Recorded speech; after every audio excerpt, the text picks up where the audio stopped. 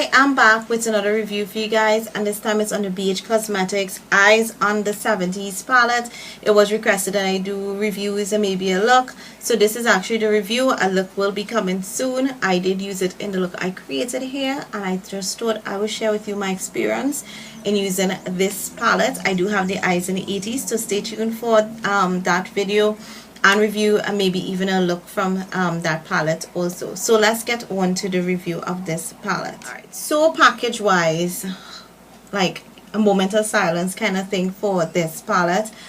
Super cute. It actually just comes with a clear plastic over it, and that's it. No box or anything like that, which I personally don't mind, because a lot of times I get these palettes and I pull them out of the box and I trash them.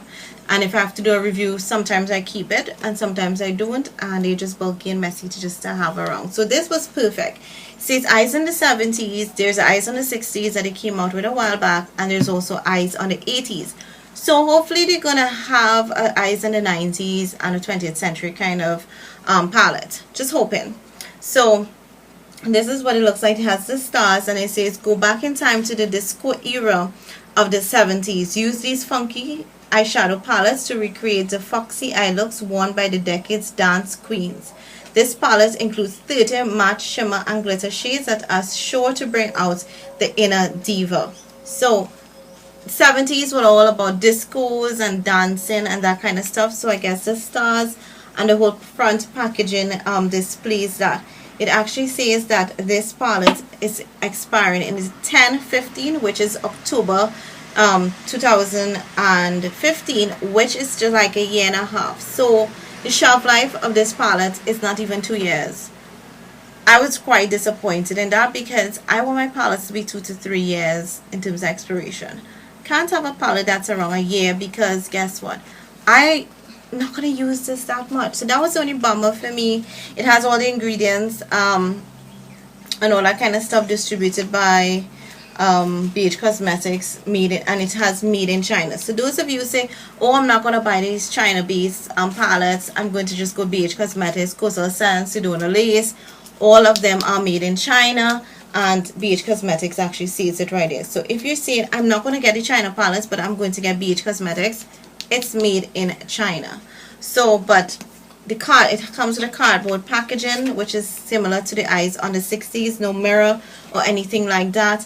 And it is, I find the cardboard packaging is very cute, sleek, and I love how thin it is. So it kind of eliminates all the hardcover plastic kind of things, and you pretty much just focus on the product. However, I mean, super cute packaging. Now it comes with a plastic here, which functions, which you have to keep on, even though you can take it off. I'm seeing perforation here. You can't take it off. But it's super important that you keep it on, just because when this is hollow, as you can see, it's hollow. And with it being hollow, if you take it off, then you're going to expose some of your shadows. So you need as much as possible to keep it on. All in all, packaging wise, I give this a 4.75. I just think it's really practical, useful, thin enough that I can store it very easily. I love that. So you have the plastic, and you have to pull back the plastic for use. I did use a couple colors here to create this look. I did use the look to go to work. I had nude lips, but of course for this video I had to amp up my lips, right? So these are what the colors look like. You have, like they said, a combination of matte, shimmer, and glitter. There are pretty much like no satin colors in here. Quite disappointed, because of course I love satin colors. They're like my best formulas. The colors generally on this top row here where the stars are glittery, except this black, which appears to be a matte black. So I'm going to swatch like by rows of, because it's by 5 here, 6 across and 5 down. So I'll use all my fingers to swatch, and I'll tell you the formulas of each of them, and then swatch them on my hand. Now I did try these with I did do some finger swatches and brush swatches of these, so I will give you an idea of how the peel off went with brush, etc. I have no primer or anything on my hand, and so I'm gonna go ahead. The first color is like a silver color here, then you have like a sparkly turquoise blue, a frosty kind of black, and then a kind of mauvey color, and lastly a gold, which I should have swiped as my first color. So let us get on to the transfer. First we have this silver frosty kind of color. That's the pure. If you're not getting so much of the glitter in that color, then that's your teal color. That kind of frosty black that has lots of glitter shimmers, that's not transferring. And then that's the mauve color and the gold. That's the gold right there that you can barely even see, and it does have some stain to it, like staining. It stains your fingers. I noticed that. So you don't get an amazing transfer, but you do get a stain with it. And then there is the matte black, which is a 6th color across. Then we have this kind of bright blue. Doesn't have amazing transfer. It's matte. A shimmery kind of seafoam color. Then a kind of dual chrome, like lavender lilac kind of color, and then a plain periwinkle color. So that's it there. This is the matte black, and it doesn't have much payoff. I find the matte color is really kind of like a disappointment. So that's it there. Again, quite frankly, I'm not too tickled with the transfer of them. I did use this color all over the lid, but I used it with base so that it did work. Next, there's this purple color. Well, I don't know, like a purple, true purple, and then a matte kind of darker purple there. Blue, a really nice blue. What do we call that blue? I forget, there's a name. Then there's this matte green, and then a kind of golden lime green. So those are, that's there.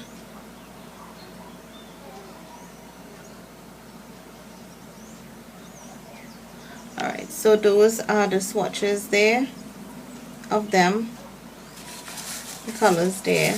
As you can see, some of the mattes don't really have amazing transfer. Like this is a matte here, and this is a matte here. So those two are actually matte, and you can see that the transfer is not amazing. So where we at? So there is this dark navy kind of blue that's matte.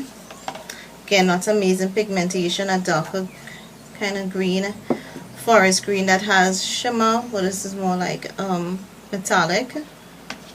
This yellow, and then this yellow color, and a highlight color, which I personally was trying to work with today but didn't too like. So let's start with this color. That's the matte blue, which has that kind of greeny undertone, a green kind of. So that green is pigmented. Then this kind of sea green, that gold, and then that white. So I'm not boring you guys with how slow I'm doing the swatches. So that's it there.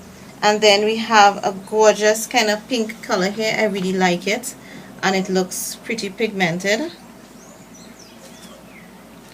I have not applied it on my lid yet, but I'm super anxious to.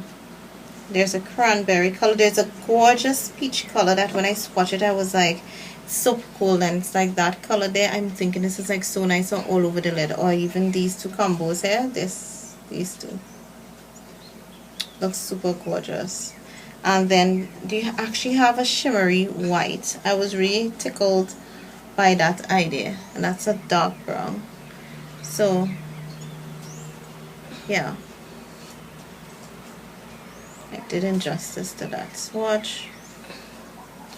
Right, so this is the pink I was telling you about that I love, and then that's kind of, it's not totally cranberry color, but it has hints of like a cranberry kind of color, but it's just that dark, and that's the peachy color. So like those three, they're like my total favorite. Then there's this fuchsia kind of color, can't help but like. Then another kind of peachy color that I think looks very similar to the other one, and I guess I will swatch both of them next to each other. There is a matte brown, and then there's the golden color that I am wearing on my lid that I have there. And swatching,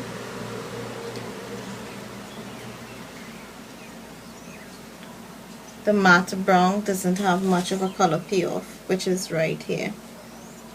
So that's actually all the colors. You can see this one doesn't even show. It has a lot of glitter that I think has fallouts.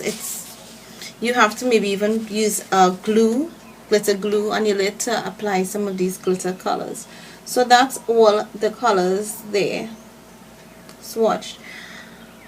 Out of all of them, this one is more shimmery and metallic. I don't know if you guys can see, and then this one here.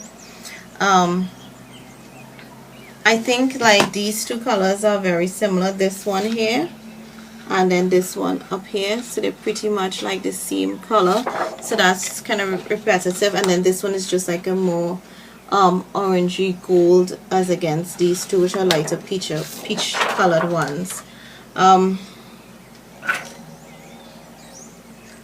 All in all, what do I think about this palette? I was kind of disappointed. I wanted a little more pigmentation. I applied this color to my lid and I had to pack it on like a ridiculous amount, and I wore it for like 4 hours. And when I went home lunchtime to do videos, and I had to touch it up, and again I had to touch it up for this. The browns, like this brown, which is what's in my crease, is really gorgeous, and it stayed in. I used the matte color to blend out my crease. And for highlighter, I can't remember which one. I think I used this one first, and it was like very powdery and falling off like almost glitters on my brow. And then I put, well, under my brow, sorry, then I end up using this white. I don't personally like these shadows. It's not my favorite palette, or is even like a go-to palette. I think out of the whole 30 colors, I like 2, 4, 6, 7, 8, 9, 10. I can say maybe just about 10 colors I like out of the 30, which is a third. And it's not an expensive palette. I personally would not purchase this or recommend this. You have to use a primer and base for it. Now, for those of you who use primer and base, then it's not going to be a problem, especially if you use things like milk, or if you use the Graftobian white eye base, then it's going to be perfect. You're not going to have a problem. I swatched them on top of that base, and they were amazing. They were also amazing on top of milk. So if you plan to use like color tattoos, you're going to get shimmer upon shimmer, that kind of thing. And you really need to have like a sticky base. If you use the LA Splash primer on your lid for this, then it's going to really work. But outside of that, you can't use a regular primer on your lid and expect these colors to pop. You generally will just have to use a base. If you use a primer, the only one I can recommend so far would be the LA Splash primer, because that is a bit sticky, and so these would adhere to it. All in all, I give this palette a 2.5. I love the packaging. I think it's cute. I love the fact that it's so thin. Everything about packaging I love. There are a couple colors. I like the variation. The variation is quite nice for somebody who wants a little of everything, in terms of color range, in terms of textures. It is a bit of everything, so it's a good handy palette and a good travel palette, because you get, but I just want a palette that has more color payoff. I guess I've used a couple of the other palettes and I've had better color payoff with them, so I really enjoyed it. I will do one eye tutorial using this palette and show you guys, but I have a block sale going on, and this definitely is going to go in our block sale, because I'm not going to really use this palette. It will not be a go-to, and a couple of the colors that I really do like, I can get it in other palettes, so it's not a must for me. So if you want to try it out, if you have those products I listed, or even tacky eyeshadow bases and primers, then definitely go for it. It's cute packaging, seems nice. And if you like wash of color on your lid, then this is it. But if you want really pigmented, standing out kind of bold colors, like some of these bold colors to really pop, then you have to build it on. You have to take your time And some people are not. I'm just usually a person that's always in a hurry. When I put on my eyeshadows, I must not have to pack them on 3 or 4 times. I don't mind a second, put it on a second layer, but I shouldn't be packing it on twice and then have to touch up during the day. I don't usually have time for that. So for me, this is not practical, and I wouldn't recommend it for somebody who is as busy as I am and who doesn't like to touch up their eyes. And I did use my NARS primer on it, and what base I use, my e.l.f. Smudge Spot, but I've also tried my Sion I Heart Stage from Essence, and I used the Jordana Continuous Almond base, and it was like the same thing. I will play around with the others because I did swatch some others on my hand and then apply these, and it did work. The combo looked like it did work, so I will play around. But for me, I would repurchase this or recommend this to somebody who is as busy as I am and always in a rush in the morning when putting on eyeshadows. These require some time, some building, and you just trying to find the right base and primer that will make the shadows pop. So 2.5, 2 out of 5, kind of somewhere there for this. And yeah, that's my take. Hope it was helpful. So thanks so much for watching. Until my next review.